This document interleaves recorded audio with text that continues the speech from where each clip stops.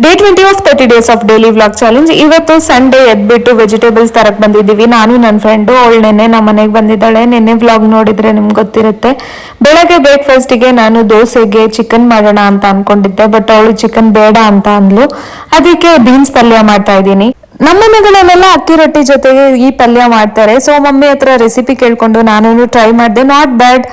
ಅವರಷ್ಟು ಚೆನ್ನಾಗಿ ಬಂದಿಲ್ಲ ಅಂದ್ರೂ ಒಂದ್ ರೇಂಜಿಗೆ ಬಂದಿತ್ತು. ಸೊ ಬ್ರೇಕ್ಫಾಸ್ಟ್ ಎಲ್ಲ ಮಾಡ್ಕೊಂಡ್ವಿ. ಅಷ್ಟೊತ್ತಿಗೆ ನಮ್ ಇನ್ನೊಂದು ಫ್ರೆಂಡು ಮೇಘಾ ಅಂತ ಅವಳು ಬಂದ್ಲು.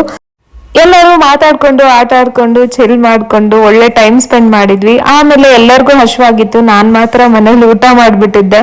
ಇವ್ರಿಗೆಲ್ಲ ಬಿರಿಯಾನಿ ತಿನ್ಬೇಕಿತ್ತಂತೆ. ಸೊ ಹೋಗಿ ಬಿರಿಯಾನಿ ತಿನ್ಕೊಂಡು ಆಮೇಲೆ ಐಸ್ ಕ್ರೀಮ್ ತಿನ್ನಕ್ ಹೋಗ್ತಾ ಇದೀವಿ. ಒಂದೇ ಗಾಡಿ ಇದ್ದಿದ್ದು 4 ಜನ ಹೋಗಕ್ಕಾಗಲ್ಲ. ಸೊ ನಾವಿಬ್ರು ಆಟೋಯಲ್ಲಿ ಹೋದ್ವಿ, ಅವರಿಬ್ರು ಗಾಡಿಯಲ್ಲಿ ಬಂದ್ರು. ಪೋಲಾರ್ ಬಿಯರ್ಗೆ ಹೋಗಿ ಐಸ್ ಕ್ರೀಮ್ ಎಲ್ಲ ತಿನ್ಕೊಂಡು ಅವರು ಮನೆ ಕಡೆ ಹೊರಟ್ರು. ನಾನು ಸ್ವಲ್ಪ ಶಾಪಿಂಗ್ ಎಲ್ಲ ಮಾಡ್ಕೊಂಡು ಮನೆಗೆ ಬಂದೆ. That's it for today. Bye bye.